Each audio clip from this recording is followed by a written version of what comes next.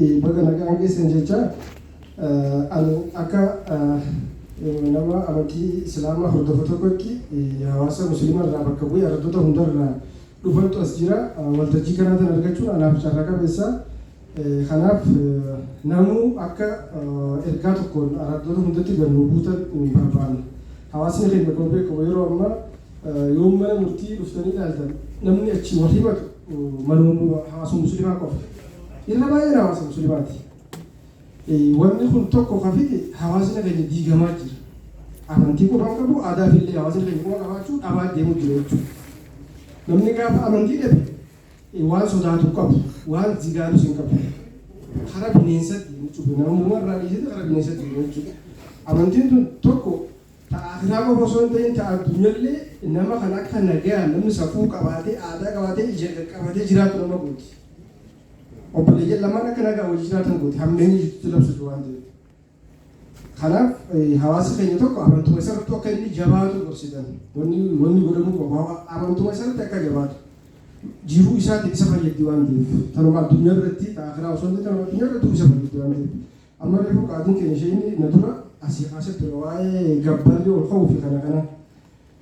Sa'aatii bonaa amma yeroo oomishni walii qabatu kana hawaasni keenya ijoollee wal fuudhullee geenyaan wal fuudhu. Ta'u itti gaafatamummaan itti hin dhaga'amin ta'u bultiidhaa hin beekne wal fuuti maashaallah haa wal fuudhan rakkoo qabu.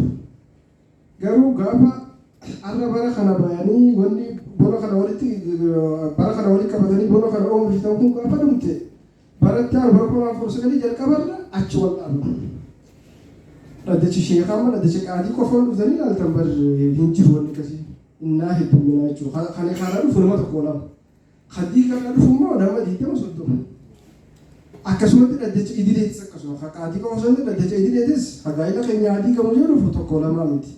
Wanni kun maal irraa dhufa tokko maatiin mataa isheetiif dhimma bultii daa'ima kaleessa wal fuusheessan keessa seenudha.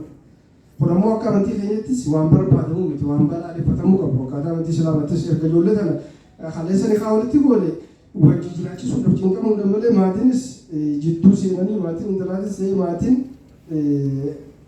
abbaa mucaalaa jechuun jidduu seenanii gaa'ela kana addaan diiguu keessatti tokkoffaa gahee qabaachuun isaanii maatii hawaasa sanillee akka gorsitan asumaan dhaamsinii dabarsinaa kalammadaati himata sobaatu jirammas namuma masjida dhiqee nu gochisa laatu kanaatu himata sobaa osoo lafti sun taasisaa ta'uu osoo beekuu osoo ofii isaa defuu beekuu wama gartee qaawa seeraa tokko qaawa waan seerri jiruu fi wanni amma dhugaan lafa jirtuu fi hayni lafa jiru addaatti.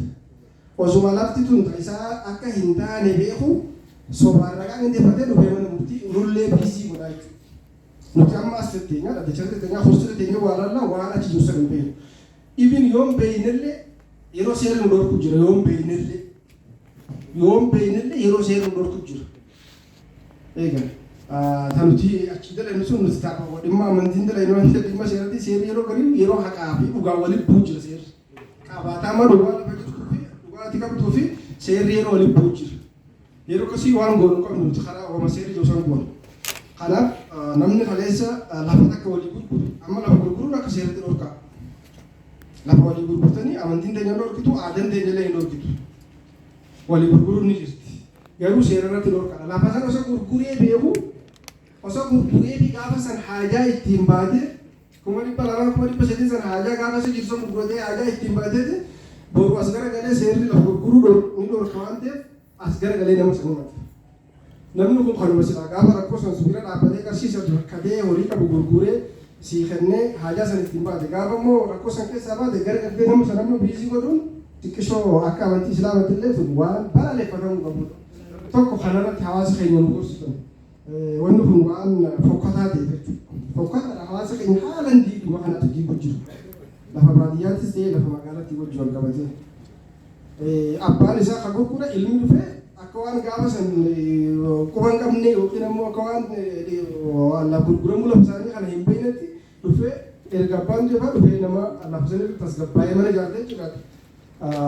Himachuufaatu jira kun ammoo himata sobaati akka amantii jennutu wanni kana waan balaaleffatamuu qabuudha wantoota kanarraa hawaasa keenya akka gorsitan isin gaafannaa kalammadaati ragaa sobaati. yeroo ammaa tana wanni akka biyyatti illee rakkoo ta'a jiru tokko ragaa sobaati. Ragaan sobaa kun eessaa dhufu tokko ragaa sobaa kanuma namaati. Namummaa akka amma amantii islaamaatti nuti mana murtiitti akkuma amantii isaatti nama kakachiisu. Qaama achi halangees qopheessinee buqqee duudas qopheessinee wanni kun amantii islaamaatti dhorkaa ta'uu ni beekna akka biyyaa taates ni beekna.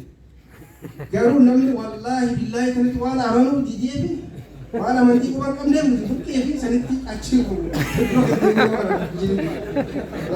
dhiirra guddaan nama wallaahi yoo beekte wallaahi ni jira buqqee sana godhoo jiran siif qaba. Hawaasni keenya baatu jira.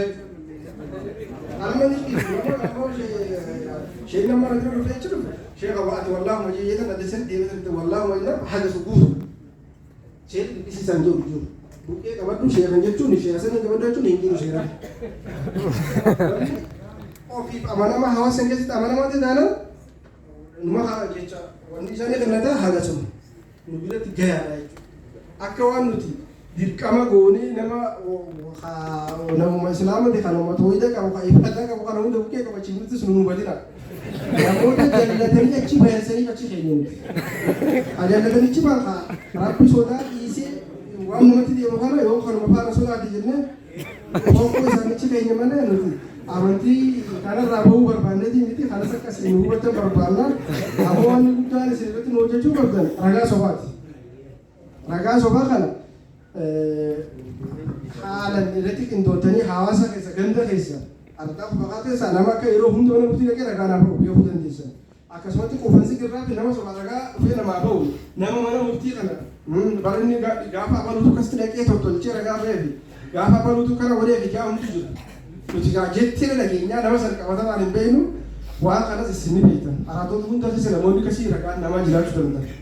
Kanaaf dhimmoota akkasii sanirratti akka nuuf hojjetan barbaanna an dhaamsi xiyya kanuma. Assalaamu alaikum warahmatullahi wabarakatuh.